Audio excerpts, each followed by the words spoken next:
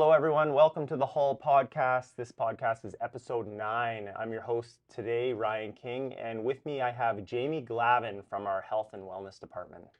Hello. Thanks for coming on. Yes, no problem. So today we're going to talk about everything benefits. Yep. So how long have you been at the union? I have been with the Health and Wellness office since 2012, so 10 years. Okay. I've kind of done every role in the office except for employer remittances. So I've done the benefits and the front desk and the pension department. So if anyone has a well-rounded knowledge, it's yourself. Yes. All right.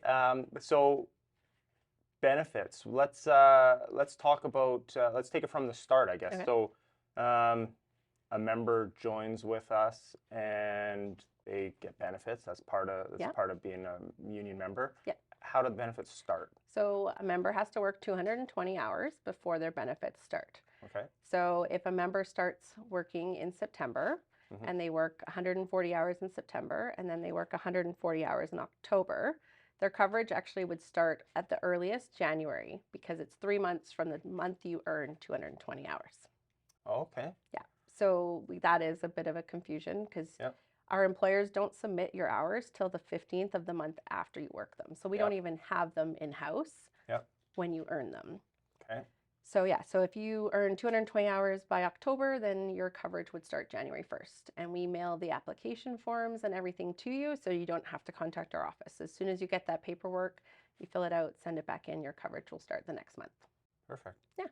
And so they've got this hour bank, so their hour bank kicks in. Yeah. Does that hour bank on like a 12-month roll? Do they have to maintain so many hours? Yeah.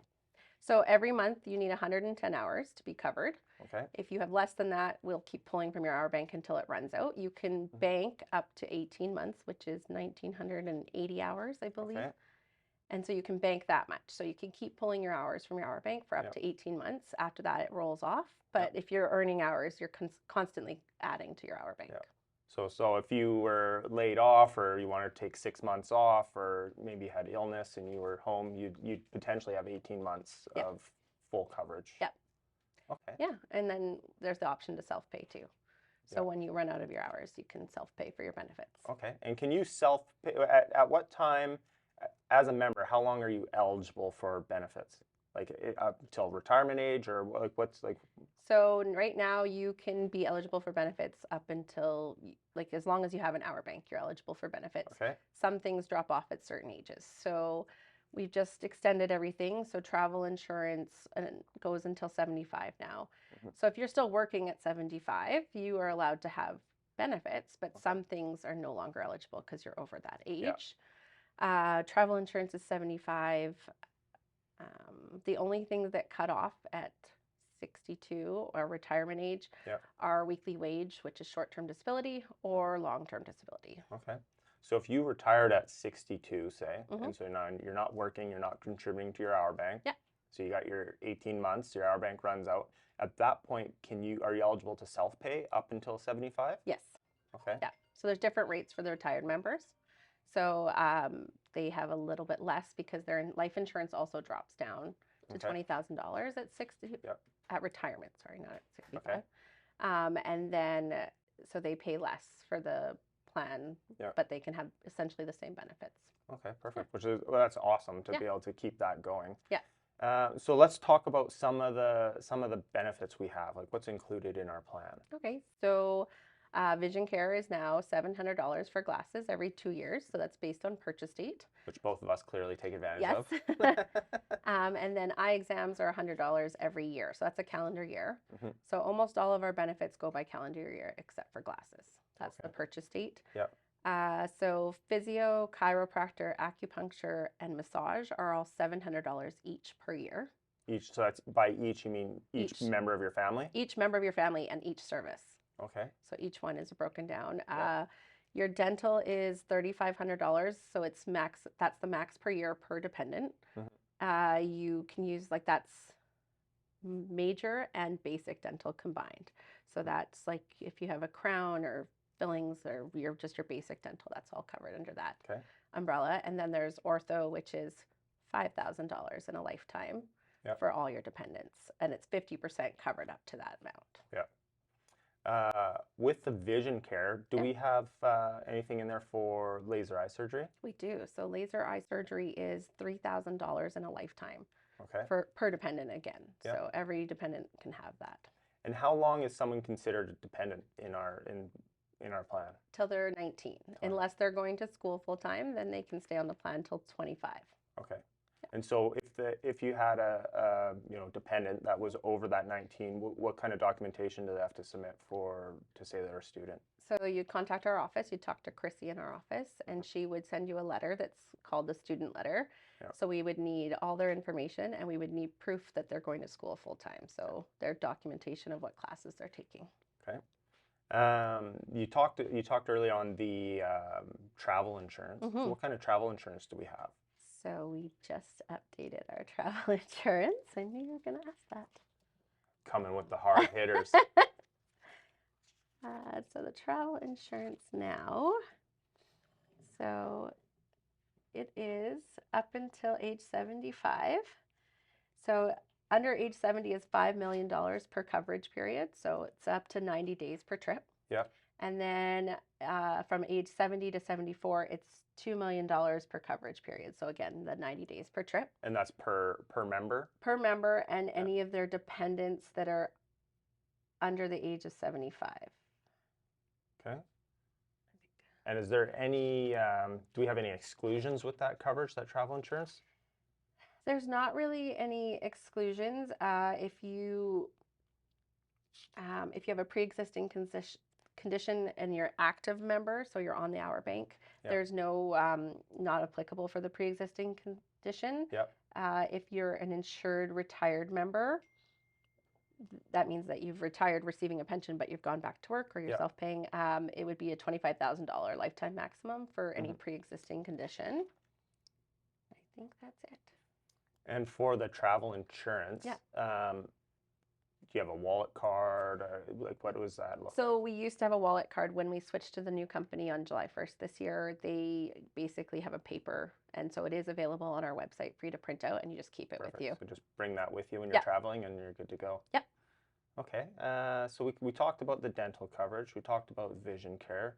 What other kind of coverages do we have outside of that? Is there anything else there we've missed? So there is the construction rehab fund. Okay. So that is a program that construction rehab has come together with us. So basically, if a member needs to go to rehab or has a problem and they want to contact someone, they would contact the construction rehab. They would, I believe, don't quote me, that they basically talk to someone there. They kind of determine where they are and whether or not they actually have to go into a facility, or if they could handle like sessions with a counselor or anything like that. But that is all covered through the benefit plan. And through the benefit, I want to say we had some kind of like hotline thing if you needed to call. Is that through this? That's construction rehab. Yeah. Okay. That's all this. Yeah. Yeah. So even whether it was doesn't necessarily need to be like drug or alcohol related. It's just if you felt like you needed to talk to somebody, whether it was like a self-harm situation or whatever it might be. Yeah, so there's also a program through UA Canada. It used to be through the benefit plan, and they switched it a couple years ago. Okay. So UA Canada offers it. I believe it's called the UMAP, so the Members Assistance Plan, I believe. Okay. So that is through UA Canada now. It used to be part of our plan, and then UA Canada took it on. So it's a little bit different, but it is the same thing. That is the hotline, and they can pretty much help you with anything. Okay. Now, health spending account. Yes.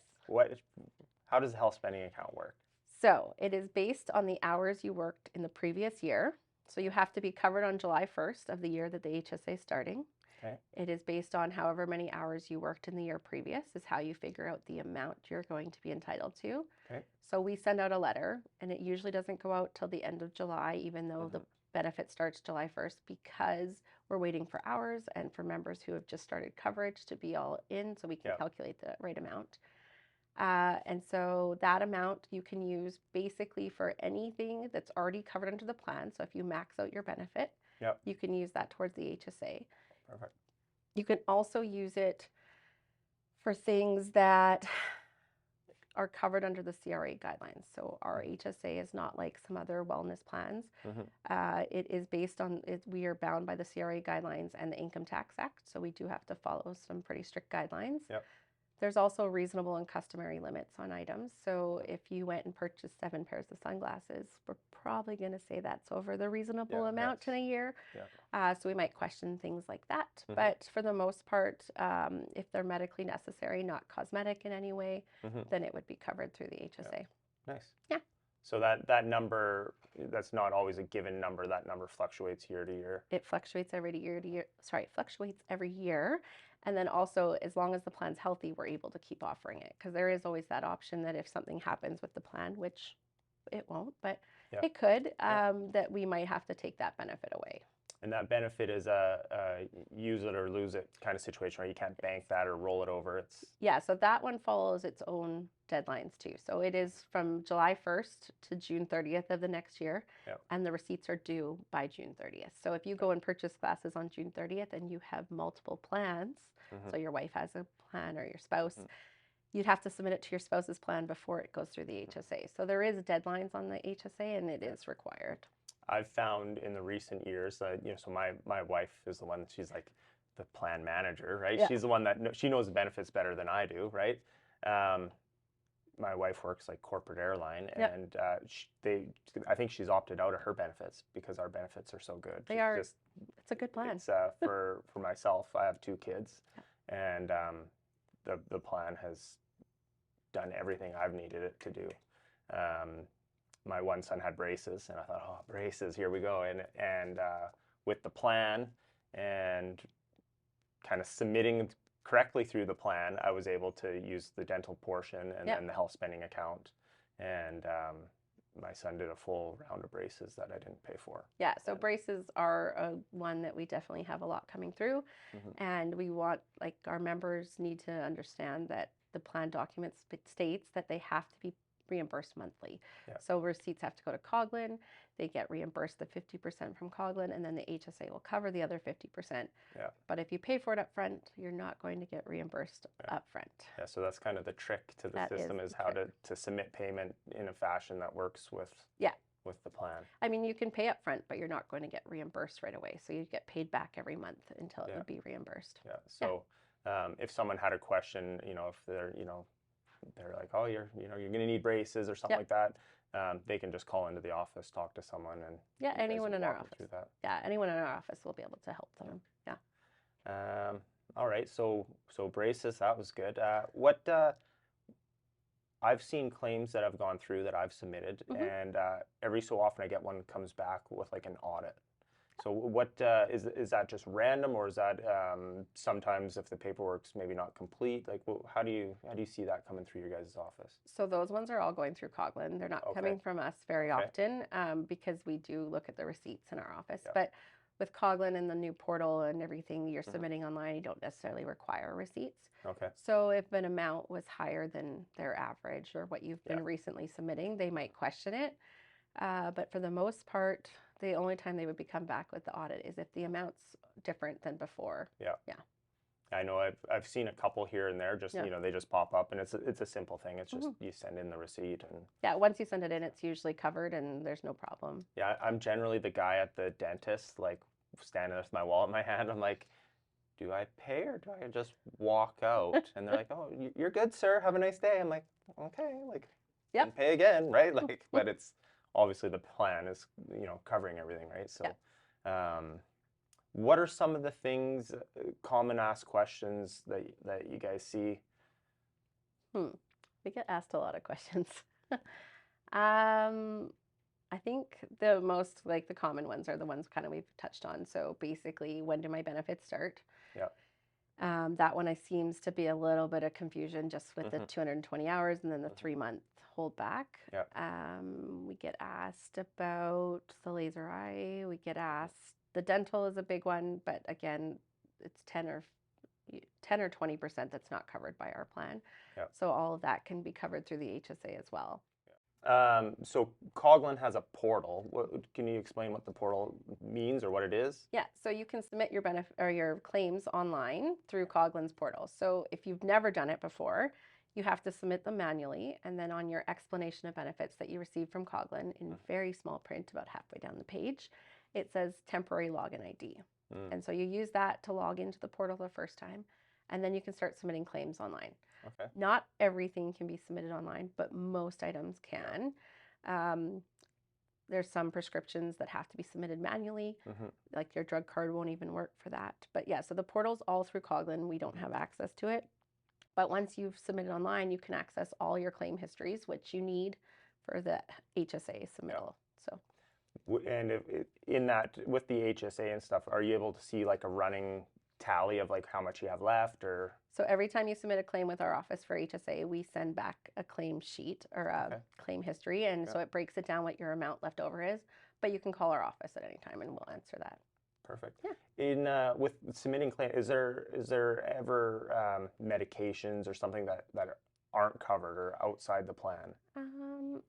So anything that's cosmetic is not covered. So there are some prescriptions that are specifically cosmetic, or anything over the counter. So sometimes your doctor might prescribe iron. That's not a covered benefit because it is over the counter. Pretty much anything that is a prescription, though, is covered as long as you're purchasing it from a pharmacy or a medical supply store. Yep. Like orthotics are covered, and now for orthotics, I've been down this road with one of my kids. So what is required who do you need to get a requisition from for the orthotics to be covered? So a doctor, a podiatrist, a physiotherapist, I believe, can now, and you just need a referral, and then it's covered up to $400 every year for orthotics. Perfect. Yeah, we had our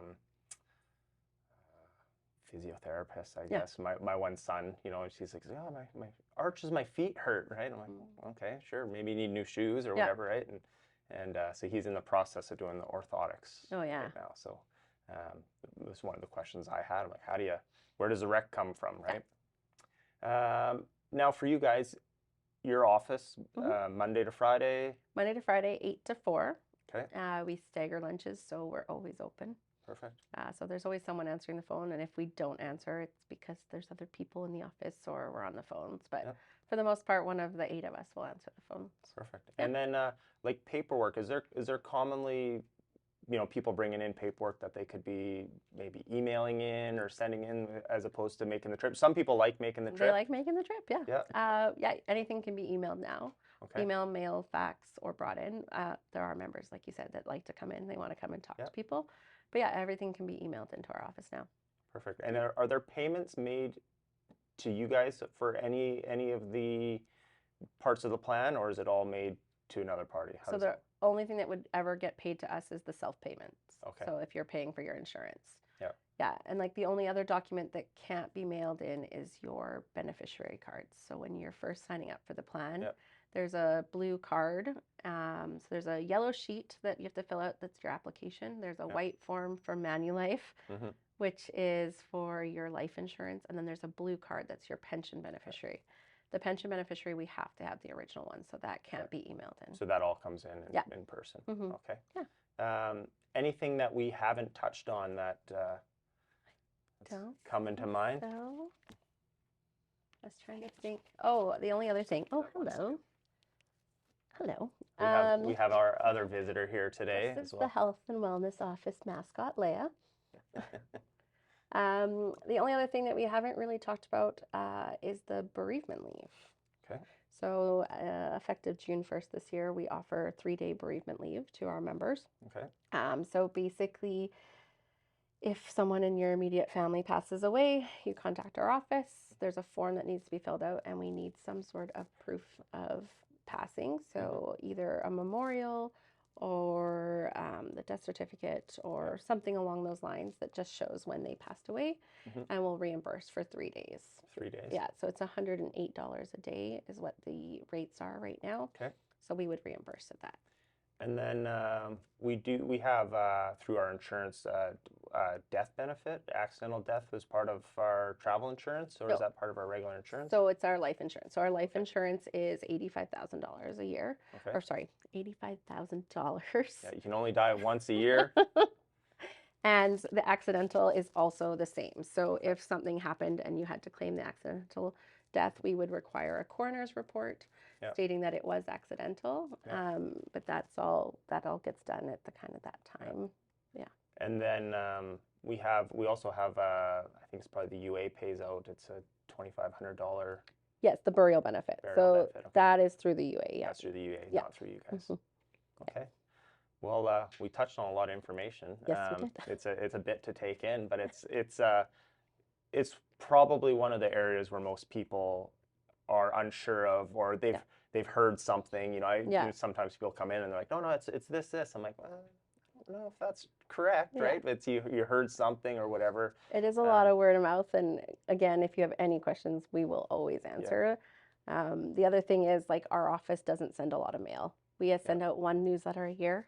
So any mail you get from our office is important. It's usually your pension or your benefits or something along those lines. So I know the last live meeting you guys put on at the hall was super informative. You know, everyone's, you know, as exciting as it can be, they're on the edge of their seat listening, right? Because it's important stuff to know.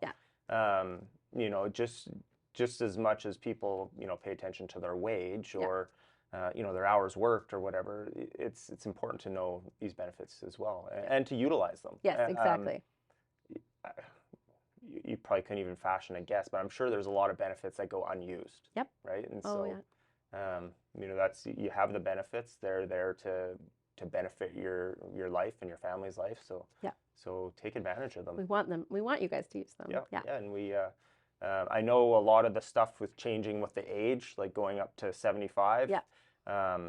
That's been huge, right? And there's a lot of, you know, obviously the older members that benefit from that. So you know, stuff's always changing and usually changing for the better as we go. So I think there's one more thing we haven't talked about, the special seniors benefit. So our members who are over 75 now, when their benefits run out, there is, as long as they are a member in good standing with the Union Hall, there is a benefit.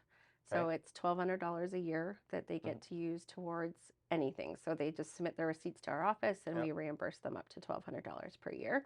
So it's for their medical expenses, prescriptions, etc., that they wouldn't have covered because they no longer are covered under the plan. And how long does that go for? Their lifetime. So $1,200 a year. So a member in good standing means they're paying their monthly dues. Or they're on the retired They're on the retired dues, So you know, I get that question a lot with older members going, well, you know, when should I stop paying my dues? Well, if you want to take advantage of this, keep paying them. Yeah, because you just need to be a member in good standing to get that. And it just went up this year to the $1,200. It used to be $900 a year. So they did raise it quite a bit this year. Which, with the cost of everything going up, it seems only right. Yeah. Awesome. Well, that was a lot of information to take in. You know, it is a lot of information coming from our office. But it's good. So moving forward, if anyone has any questions beyond what we've talked about, I'm sure there's lots that we didn't cover, that they can call the office anytime. Anytime, And someone should answer the phone or get back to them, leave a message. Someone will call you back, I'm sure. Yeah, make sure you leave your name and number. Awesome. Well, thank you very much for bringing the mascot up. No problem. That's the first dog in the studio, I think. So, and I see her around the office all the time. Yep, she keeps us. She's our little mascot. Perfect. Well, everyone, thank you very much for tuning into this episode. Like and subscribe. Share the podcast if you like what you see. And until next time, thank